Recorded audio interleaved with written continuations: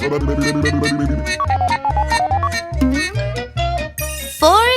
Chat. So today's For You Chat question is, what are some human activities that harm animal populations and how? Well, unfortunately, there are a lot of activities that we do as humans that are not so good for the environment and not good for animals. Populations? Yeah. We tend to take too much from the environment. I think things like overfishing is a big one for the ocean, where we're seeing a lot of species disappear. I think it's 90-something% of sharks, for example, have disappeared entirely from the oceans because people want various parts of them for different things, mostly to eat.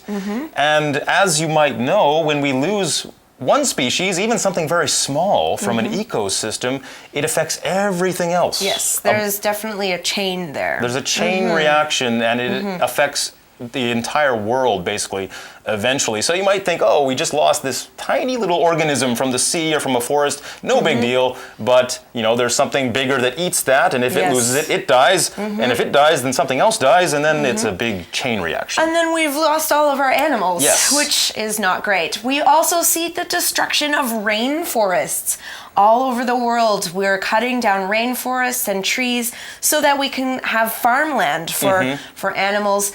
But what's happening there is we're losing our ability to create oxygen, and we're creating more air pollution because of it.